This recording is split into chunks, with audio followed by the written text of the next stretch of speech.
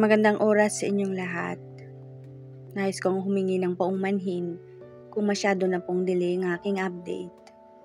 Dahil po, kasalukuyan kaming nagluluksa sa pagkawala po ng panganay ng aming ina. Pasensya na po muna kayo kung medyo matagal ang aking update. Pero pagkatapos po nito, makakapag-update na po ako ng maayos. Salamat po sa mga makakaintindi. At narito na nga ang karugtong ng kwento. It's getting darker. We should head home now. Ani Alfir nang lumubog ng araw sa abot tanaw ng karagatan. Patulong naman tumayo, nakatulog na si Fiera. Ani Laura habang yakap-yakap pa rin ang bata na nasa kandungan niya. Napagod siguro sa paglalakad at habulan nila sa buhangin kanina. Akmang kukunin ni Alfir si Fiera nang iharang niya ang kamay. Baka magising, patulong na lang tumayo. Pigil ni Laura. Oh, okay. Tumayo ito at naglakad papunta sa likuran ni Laura. I'll hold your waist then. Try to push yourself up. Would that be okay? Tumango naman si Laura at umayos ng upo. Ready? Dinig niyang tanong ni Alfir. I'll hold you now. Laura felt his firm hands on her waist. Laura pushed herself up with the support of Alfir. Medyo mahirap dahil sa buhangin, pero naitayo naman siya nang hindi nagigising si Fiera. Thank you, ani Laura nang humarap siya kay Alfir. Tumango lang ito at inalalayan siyang maglakad pabalik sa sasakyan. Maging sa pagpasok niya sa passenger seat ay nakasuporta ito sa bawat galaw niya. Nang masiguradong maayos na siya, ay sinara nito ang pinto sa tabi ng passenger seat at umikot papuntang driver seat. Pinandar na nito ang makina ng sasakyan at nagsimulang magmaneho.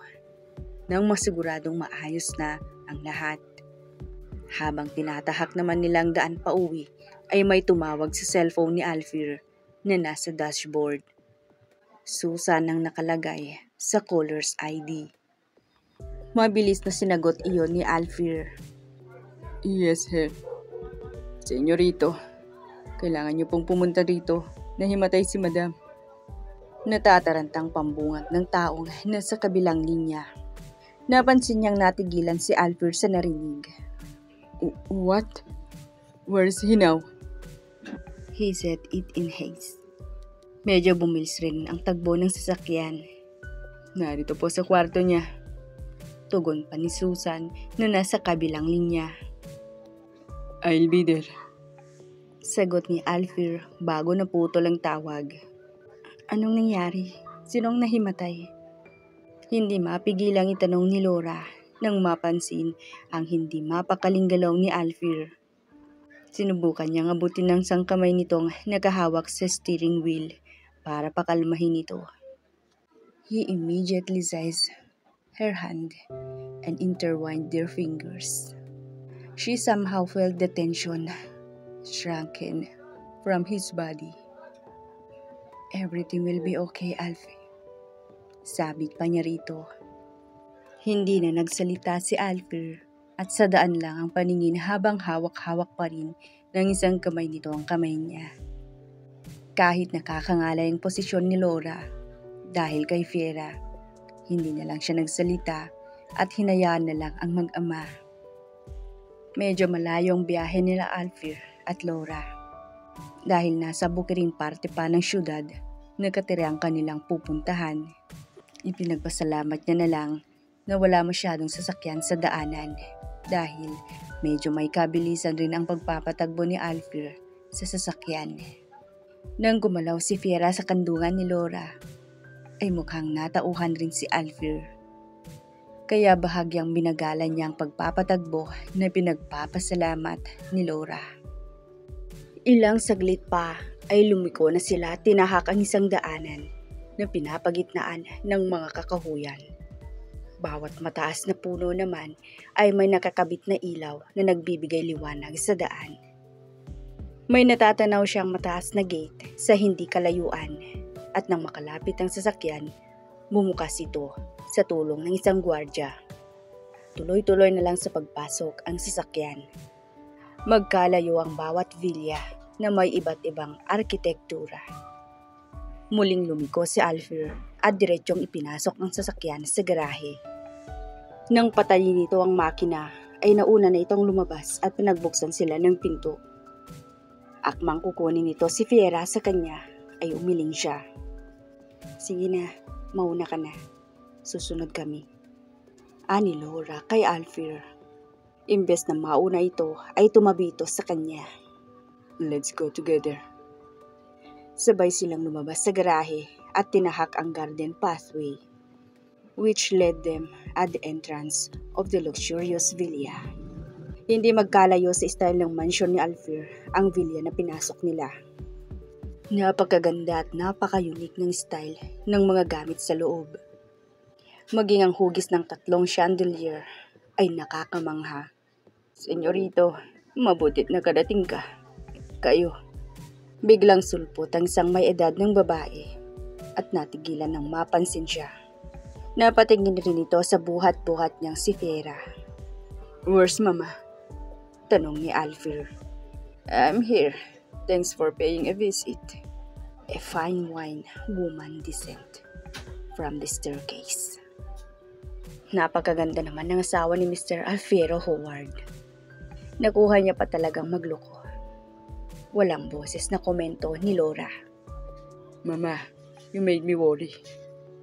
Sinalubong ni Alfie ang ina at niyakap ito. The woman returned her embrace.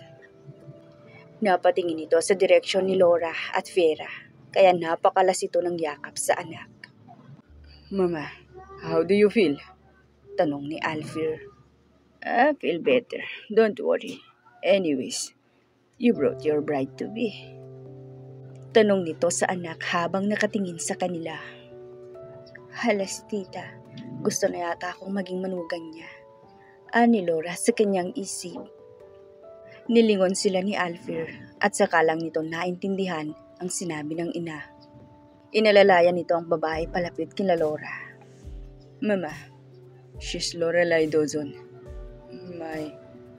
My friend. Hanggang ngayon, friendzone pa rin talaga ako. Tahimik na dagdag pa ni Laura sa isip. Nagulat siya nang yakapin rin siya ng ginang. Welcome to the family, my dear. Sabi pa ng ina ni Alfie. Mama. Sinubukan pang tawagin ni Alfie ang ina, ngunit nakatuon na sa kanilang atensyon ng ginang. Kumalas ito sa pagyakap.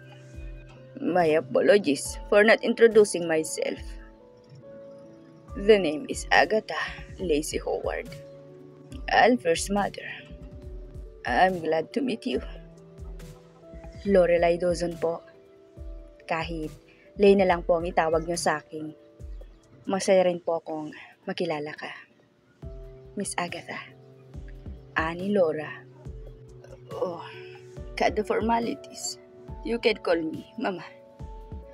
I love all my son's friends, and I treat them like my children as well. Ani Agatha. Napatingin ito kay Fiera. And my lovely Fiera is asleep. She must be tired. Let's put her to bed. Susan, please prepare some foods for them. Utos ni Agatha at muli siyang binalingan. Come and follow me. I'll escort you to the chambers. I don't think that would be necessary, Mama. We'll head home later. Biglang usal ni Alfie sa tabi ni Laura. What? It's getting late. Why not spend the night here? Tanong naman ni Agatha sa sinabi ni Alfie. Napatingin sa Alfie kila Laura at Fiera. Alright. Just for tonight. I'll give Kai a call to inform. They must be boarded by now. Please excuse me. Pinanood lang ni Laura ang paglakad papalayo ni Alfie. Talagang iniwan ako kasamang ina niya. Kinakabahan na nga ako. Anya sa isip. Dear, come. Ibinalik ni Laura ang paningin sa ina ni Alfie. Nagsimula na itong manguna Paakyat sa hagdan. Tahimik na sumunod lang si Laura habang karga pa rin ang tulog na si Fiera. Diretso lang ang direksyon na tinatahak nila hanggang sa huminto sila sa tapat ng isang pink na pinto. This is her room. Dinig niyang sinabi ni Agatha bago nito binuksan ng silid at bumungad ang napakaganda at pambatang silid. Pumasok sila at napangiti si Laura dahil halos lahat ng kagamitan sa loob ay kulay pink. Maging ang kama, unan at ang makapal na kumot ay pink din. Dahang-dahang inihiga ni Laura si Fiera sa ibabaw ng kama nito at kinumutan. Inayos niya rin ang buhok nito at inalis ang mga suot na sapatos, kasama ang medyas. Itinabi niya yon sa ilalim ng bedside table. She's adorable, isn't she?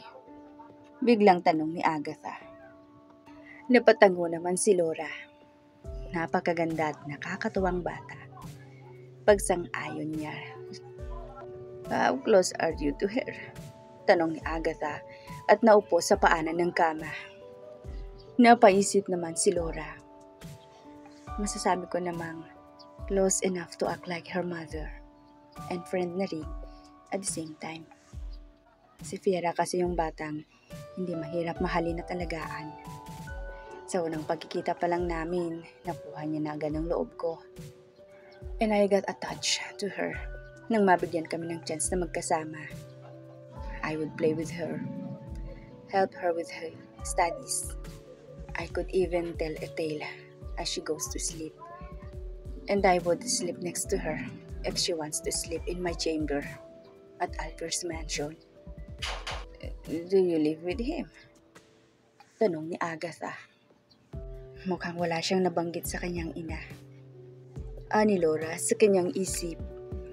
Ngumitit si Laura at tumingin kay Agatha. Opo, pero siya na siguro ang magsasabi sa iyo kung bakit. Dahil kahit ako hanggang ngayon ay napapaisip pa rin sa anak niyo. Agatha smiled back. She's unpredictable like his father. At ayaw niya pong marinig ang mga ganyan. Ayaw niya pong tanggapin ang pagkakatulad niya ng kanyang ama. Kwento ni Laura. He hates him. He hates his father. That's why. Bumagsak ang balikat ni Agatha. What made Alfred hate Alfiero so much? Laura pressed her lips together, not wanting to pry into their family issues. I'm sorry to hear that. Would you like to see Alfred's young photos? I would be glad to show them to you and give some brief explanations. Biglang pag-iba ng usapan ni Agatha. Napangiti naman si Laura. Ayos lang po ba? Baka mahiya si Alfred. Natawa naman si Agatha. It should be. One moment. I'll get some of his albums for you. Tumayo ito at naglakad palabas. Nagangiting ibinalik ni Laura ang paningin sa natutulog ni si Fiera. Ngayon ay nabigyan na siya ng pagkakataon na mas makilala pa si Alfred. There you are. Naiiwang nakabukas ang pinto ng silid ni Fiera kaya agad silang nakita ni Alfred. May I come in? Tanong pa nito. Napatango naman si Laura kaya pumasok na ito. Sorry to leave you with Mama. Naupo ito sa kabilang parte ng kama para tingnan din ang mahimbing na natutulog na anak. Fiera must be really tired. Sino ba naman ang hindi mapapagod kung nagtatagpo sa buhangin? Nagangiting tanong naman ni Laura. Then you must be tired as well. You've been chasing her back and forth, he said in return. Siguro pagod ako pero hindi ko pa maramdaman. Masaya kasi ako. Ani Laura. Napatingin sa kanya si Alfred. Then, what makes you happy? Kayo. You made my day worth to remember. Tugon ni Laura. I'm glad to hear that. Tumayo ito. Come and join for dinner. Pag-aya ni Alfred. Sinulyapan ni Laura si Fiera bago siya tumayo. Tara. Naglakad sila palabas ng silid at sinara ang pinto. Muli nilang tinahak ang mahabang pasilyo at bumaba rin sa hagdan. Dumiretso sila sa dining room kung saan may 36-seaters na dining table.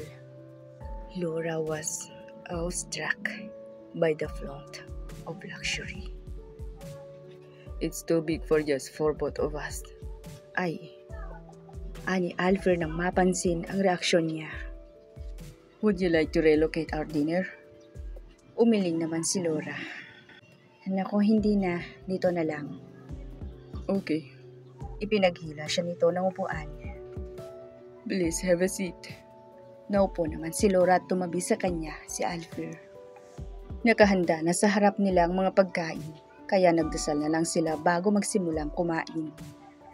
As they were enjoying the food silently, Agatha walked in the room with 2 photo albums in her hand. Mama, not that please. Alfred burst out in alarm. Natawa naman si Agatha sa reaksyon ng anak, habang si Laura naman ay nakangiti lang. Why so fired up, my dear? Naupo si Agatha katapat nila at inilapag ang 2 makapal na photo albums. Alfred sighed. You know why, Mama? Please keep that away. Muling natawa si Agatha. Laura, I will have a quick run through the pages. Okay, fine. But we should let her finish her meal first. That can wait. Ani Alfred. Dahil sa sinabi ni Alfred, ay mabilis na inubos ni Laura ang pagkain. What's so exciting about my photos? Tanong ni Alfred nang mapansing tapos na siyang kumain. Napangiti naman si Laura. It's not about the photos, but I want to get to know you. Natahimik naman si Alfred sa sinabi niya, kaya sabay nang tumayo si Agatha at Laura. Na agad namang pinigilan ni Alfred. Wait up, I'll join you. Kanina pa tawang-tawa si Laura habang nakatingin sa mga batang picture ni Alfred at nakikinig sa mga paliwanag nito. Nakangiting umiling na lang si Laura and she filled the page. Sandaling natigilan si Laura dahil hindi na lang nag-iisa si Alfred sa mga kasunod na litrato. May kasama na itong mas matangkad na bata. Si Kuya Emmanuel. Ani Laura sa isip nang mapagmasdan ang mukha ng batang lalaki na kasama ni Alfred sa bawat litrato. You know him already, don't you? Tanong ni Agatha nang tinutukoy ay si Emmanuel. Napatango naman si Laura. Si Kuya Emmanuel po. When he will pay me a visit. I miss my dear Emmanuel. It's been a while. Kausap ni Agatha si Alfred. Alfred Shark. He's been busy with some stuff lately. He's lying. Nag-away lang na talaga sila at hindi na muling nagkita pa pagkatapos malaman ni Alfred ang totoong ginawa ni Emmanuel. Ani Laura sa isip. Laura flipped through the page of Alfred and Emmanuel until she reached the page where Alfred is with another woman. A woman that shares resemblance to Mera. It must be Lyra. She looks so beautiful, young, and happy in every photo of her with Alfred. I guess that's enough. Ani Alfred at tumayo na. Affected ka pa rin ba sa pag-iwan niya sa'yo?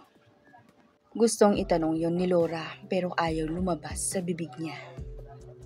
Mama, maybe I should escort Leigh to her chamber for tonight so she could get some rest. You should too. It's getting late. Paalam ni Alfred nang isara ni Laura ang mga photo album. Okay, I'll see you tomorrow at breakfast.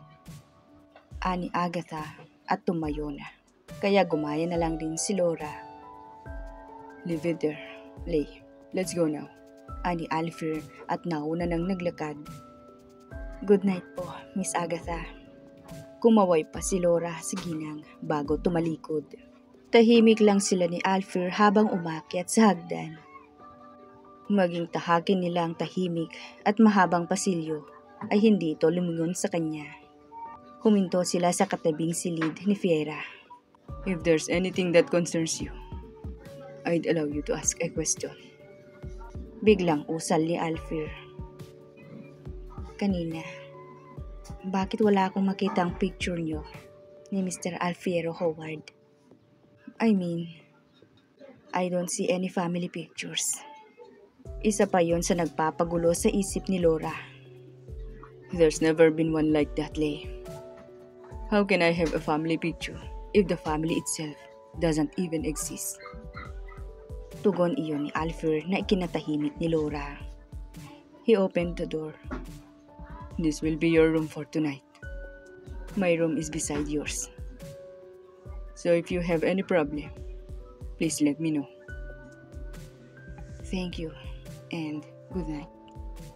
Pumasok na sa loob ng silid si Laura at natulala nang maisara niyang pinto. Mukhang marami pa siyang dapat malaman. Hanggang saan kayang itago ni Laura ang kanyang nararamdaman. Abangan ang karugtong. Muli ay humihingi ako ng paumanhin kung natagalan ang update. Kami po ay kasalukuyang nagluluksa pa sa pagkawala ng aming tiyuhin.